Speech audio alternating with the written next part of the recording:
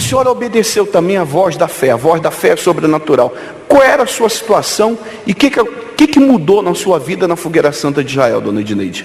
Bispo, quando eu cheguei na Universal, eu era uma pessoa muito triste, muito vazia e, pessoalmente falando, infeliz.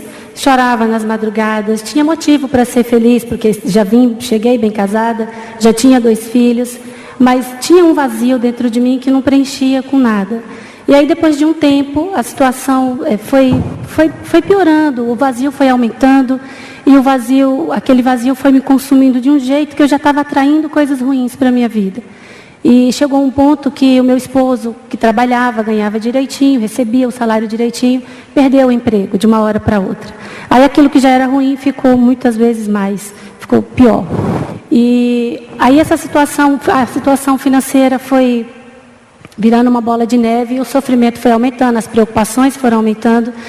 E chegou um ponto que a gente teve que sair da casa que morava para desocupar o aluguel, né? Entregar a casa para a mulher, e fomos viver um tempo na casa da minha mãe, de favor. Minha mãe também, nessa época, estava numa situação muito difícil, não podia muito me ajudar.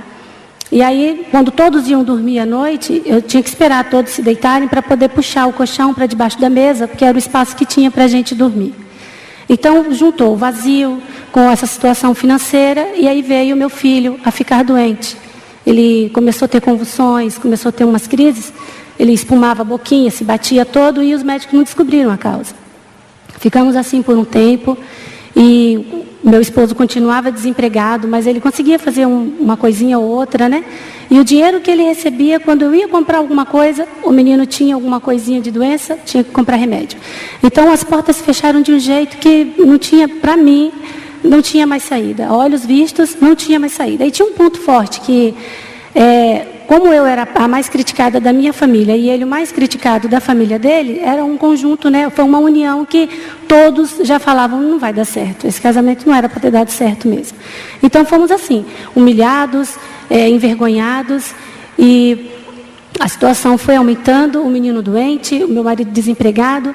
Ficamos esse período na casa da minha mãe. Aí uma amiga, ofereceu um terreno que ela tinha comprado e falou, constrói lá 2 cômodos e fica, que a gente não tinha mais para onde ir.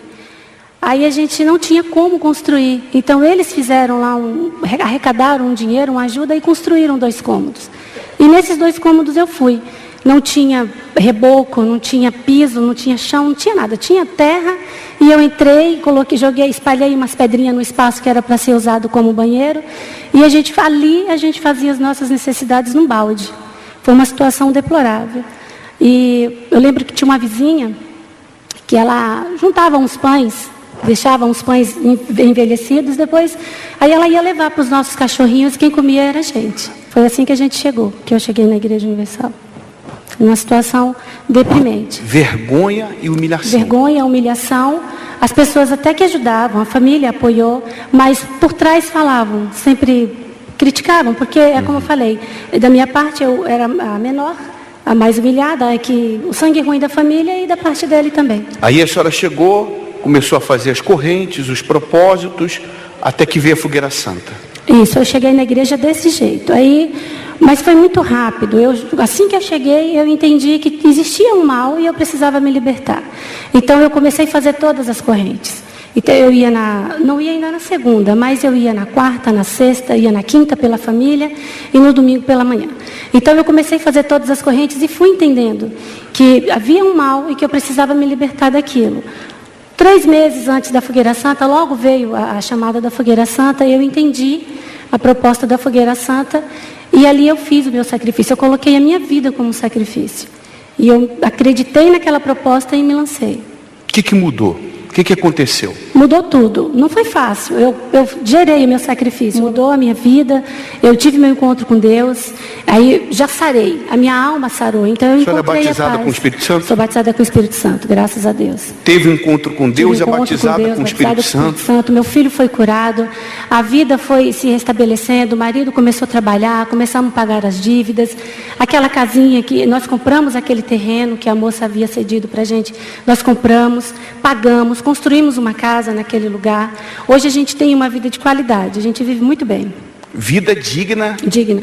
De filha de Deus. De filha de Deus. Deus é glorificado na sua Deus vida. é glorificado na minha vida. Nós construímos, hoje eu moro numa casa muito bacana, um sobrado muito bem mobiliado, confortável, muito gostoso mesmo, presente de Deus. A senhora é próspera. Sou próspera. Temos casa na praia, temos terrenos, temos carros. Tem casa de praia? Temos a nossa empresa e nossos negócios vão prosperando cada dia. E conquistamos recentemente,